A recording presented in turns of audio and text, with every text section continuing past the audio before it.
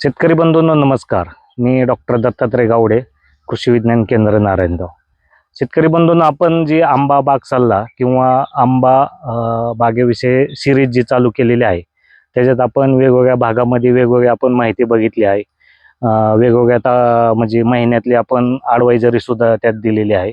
आणि मोहर आल्याच्या नंतर, मोहर यायच्या अगोदर, मोहर च्या वेळेस किंवा मोहरमध्ये बारीक बारीक ज्यावेळेस कणीवाणी ज्यावेळेस काहिऱ्या असतात त्यावेळेस, आणि मग त्यातलाच हा मार्च महिन्यातला आपण बघत आहोत. उन्हाचा चटका चांगला वाढलेला आहे आणि त्याच्यामुळं आपल्या काहिऱ्या आता बघतात आपण इथं की काही छोट्या छोट्या तयार सुद्धा झालेल्या आहेत. आणि मग ह्याच्यात आपल्याला महत्त्वाचं व्यवस्थितरित्या व्यवस्थापन सुद्धा करणं गरजेचं आहे. तत्पूर्वी शेतकरी बंधूंना, आपण ह्या आंबा बाग सिरीजला जर नवीन असाल ह्या यूट्यूब चॅनलवर, तर लाईक, सबस्क्राईब आणि कॉमेंटसुद्धा करावे. माहिती आवडल्यास आंबा बागायतदार शेतकऱ्यांना ती माहिती पोहोचसुद्धा करावी अशी मी विनंती करतो.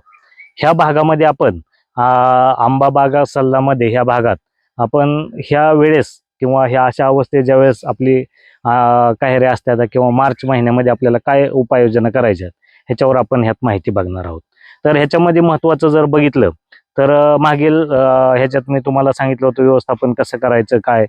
तर ह्या अवस्थेत एखाद्या वेळेस वातावरणातील बदलामुळं किंवा गरमी वाढल्यामुळं तुडतुड्याचा प्रादुर्भाव आपल्याला बागेत होऊ शकतो किंवा वाढू बी शकतो.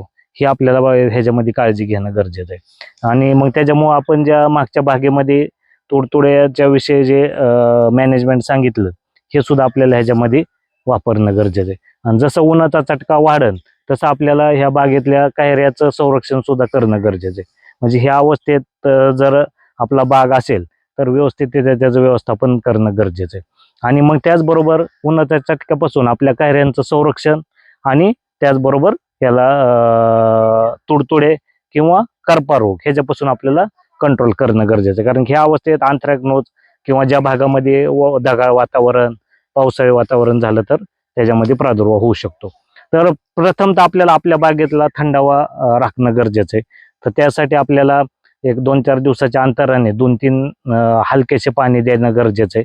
त्याच्यामुळं आपल्या बागेत थंडावा राहील आणि जी गरमी तयार झालेली ह्याचा आपल्याला चांगल्या पद्धतीने व्यवस्थापन करता येईल. कारण उन्हाचा ज्यावेळेस 32-35 डिग्री सेल्सिअसच्या पुढे टेम्परेचर वाढतं त्यावेळेस काहिऱ्याचं संरक्षण किंवा काहिऱ्या सुकणं किंवा वाळणं सुद्धा मोठ्या प्रमाणात होतं.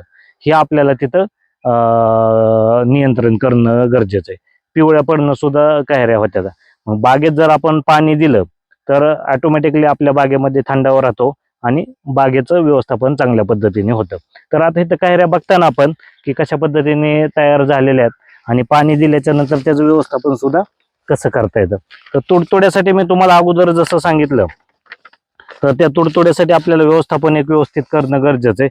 मग त्याच्यामध्ये 1-2-3 फवारण्या ज्या आहेत त्याच्यामध्ये जर बघितलं तर आपल्याला डेल्टामिथ्रिन आहे 2.8% ECचं, किंवा जर बघितलं तर लॅम्बडा सायहॅलोथिन आहे 5% ECचं. त्याचबरोबर इमिडाक्लोपिड आहे किंवा थायमेथॉक्झिन आहे. त्याचबरोबर डायमिथॉइड आहे. हे सुद्धा आपल्याला फवारणीमध्ये वापरता येतं. आणि त्याच्यामुळे जर तुडतुडे दिसत असले तर आपल्याला त्याचं व्यवस्थापन व्यवस्थितरित्या करता येतं. त्याचबरोबर ज्यावेळेस ही अशी म्हणजे कैरी जर बघितली आपण इथं दिसन तुम्हाला की बारीक बारीक अवस्थेत झालेत किंवा लिंबावानी किंवा अंड्यावानी ज्यावेळेस कैरी होती, आपल्याला तिथूनच आपल्याला आपल्या आंबा फळाचं फळमाशीपासून संरक्षण करणं गरजेचं आहे. कारण की आपल्याला महत्त्वाचं म्हणजे तिथंच जर व्यवस्थितरित्या तुम्ही फळमाशीचं संरक्षण जर नाही केलं तर आपल्याला हातातोंडाशी आलेले जे फळ आहेत हे आपल्याला हातातून जायची शक्यता असते. मग त्याच्यासाठी आपल्याला बागेमध्ये फळमाशी सापळे लावणं गरजेचं आहे. म्हणजे लिंबावानी किंवा अंड्यावानी ज्यावेळेस कैरी असत त्या स्टेजला आपल्याला आपल्या बागेमध्ये फळमाशी सापळे लावायचे. म्हणजे ते दापोली कृषी विद्यापीठ जे आहे, डॉक्टर बाळासाहेब सावंत कोकण कृषी विद्यापीठ यांच्या मार्फत काही शिफारसी केलेल्या आहेत.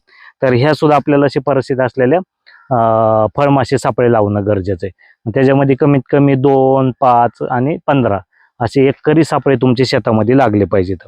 त्याचबरोबर लिंबावणी किंवा अंड्यावणी ज्यावेळेस काहिऱ्या होत्या त्यावेळेस आपण जर म्हणजे जो आपला वर्तमानपत्राचा पेपर असतो किंवा कागद असतो हा 25 बाय 20 सेंटीमीटरचा त्याची पिशवी टाईप तयार करायचं आवरण आणि ते बागेला जर घातलं तर प्रखर उन्हापासून त्याचबरोबर फळमाशीपासून ह्या दोन्हीपासून बी आपल्याला त्याच्यात संरक्षण चांगल्या पद्धतीने करता येतं.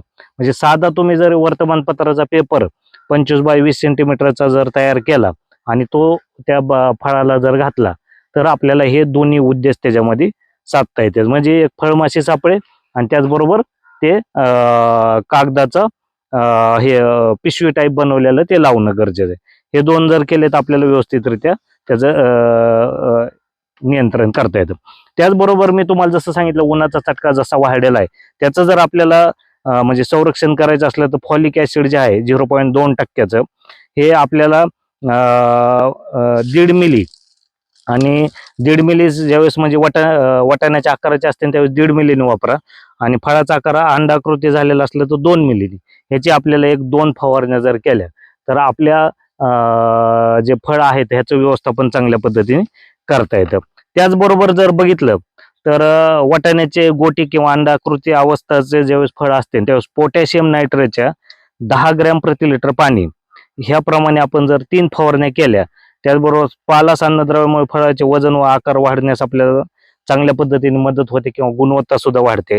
तर हे आपल्याला त्याच्या जर फवारण्या केल्या म्हणजे पोटॅशियम नायट्रेट 10 ग्रॅम प्रति लिटर पाणी आपण ह्याच्यामध्ये पोटॅशियम नायट्रेट जे आहे म्हणजे 1% पोटॅशियम नायट्रेट म्हणजे 10 ग्रॅम प्रति लिटर पाणी याच्याप्रमाणे जर आपण 3 फवारण्या केल्या तर आपल्याला जे फळामध्ये साखर आम्लता याचं प्रमाण संतुलित राहून फळाच्या सालीसह आतील गराला आकर्षक रंग प्राप्त होतो आणि त्याच्यामुळे फळाचा टिकाऊपणा आणि हे सुद्धा आपल्याला चांगल्या पद्धतीने करता येतं. तर हे अशा पद्धतीने जर एक त्याचं नियोजन केलं तर आपल्याला व्यवस्थित हे चांगल्या पद्धतीनं ज्यावेळेस समजा जर कोरडं हवामान असलं तर आपल्याला तिथे प्रति झाडास 15 दिवसाच्या अंतराने 150 ते 200 लिटर पाणी आपल्याला हे देणं गरजेचं आहे. 3 ते 4 पाण्याच्या पाळ्या द्याव्यात म्हणजे फळं काढणीस तयार होण्याच्या 1 महिना अगोदर आपल्याला व्यवस्थितरित्या फळं तयार झालेली दिसते आणि मग त्याचं व्यवस्थापन चांगल्या पद्धतीने होईल. दमट हवामानामुळे किंवा ढगाळ वातावरणामुळे आंब्यावर आपल्याला म्हणजे फळावर किंवा आंब्याच्या ह्याच्यावर बारीक बारीक कण्यावर करपा किंवा भुरी रोगाचा सुद्धा प्रादुर्भाव होऊ शकतो.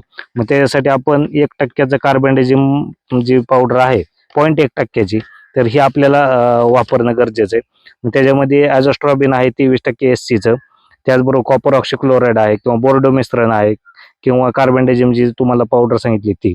तर ह्या आलटून पालटून जर आपण एक 2-3 फवारण्या जर आपण ह्या स्टेजला जर केल्या तर आपल्याला व्यवस्थितरित्या मोहराचं आपल्या फळांचं संरक्षण करता येईल आणि त्याच्यामुळं पुढं जी फळमाशी येणार आहे ही सुद्धा आपल्याला त्याचं व्यवस्थापन चांगल्या पद्धतीने करता येईल. तर शेतकरी बंधूंना माझी एक विनंती आहे की आपण ह्या अशा पद्धतीने जर ह्याचं चांगल्या पद्धतीने फवारून ह्या स्टेजला ज्या कायऱ्या आहेत ह्याचं जर संरक्षण केलं मग त्याच्यामध्ये ह्या स्टेजचा जर विचार केला तर इथून पुढं आंब्यावर फळमाशी त्याचबरोबर करपा आणि तुडतुडे जर काही भागात दमट वातावरण वगैरे झालं तर ते एक ह्या 2-3 गोष्टीचं आणि त्याचबरोबर ह्याची साईज वगैरे वाढण्यासाठी मी जे तुम्हाला सांगितलं हे जे जर आपण काही व्यवस्थापन केले तर आपल्याला चांगल्या पद्धतीने म्हणजे ह्या स्टेजला आलेल्या ज्या काहेऱ्या आहेत ह्याचं रूपांतर आंब्यामध्ये होऊन आपल्याला चांगल्या पद्धतीने उत्पादन येईल आणि आंबा बागायतदार शेतकऱ्यांना ह्याचा नक्कीच फायदा होईल. तर अशा पद्धतीने आपण ह्याचं व्यवस्थापन करावं. मार्च महिन्यामध्ये जसं ऊन वाढन तसं आंबा बागेला म्हणजे त्या काहेऱ्यांचं संरक्षण सुद्धा करणं गरजेचं आहे. त्यानुसारच आपल्याला व्यवस्था म्हणजे चांगल्या पद्धतीने फळं भेटतील. तर शेतकरी बंधूंनो माझी आंबा बागायतदारांना विनंती आहे की माहिती कशी वाटली अवश्य कॉमेंट्स करा आणि ह्या यूट्यूबवर आपण माहिती जी आहे ही आंबा बागायतदाराला शेअर करा आणि आपण जी सिरीज केलेली चालू आहे ही आपली कंटिन्यू अशीच राहील. ह्याच्यातले वेगवेगळे जे अजून किडी राहिल्यात काही रोग आहेत ह्याची सुद्धा आपण ह्याच्यात माहिती बघणार आहोत आणि वेगवेगळ्या स्टेजनुसार आपण शेतकरी बंधूंना ह्याचा ह्या चॅनलच्या माध्यमातून आपल्याला माहिती दिली जाईल. धन्यवाद.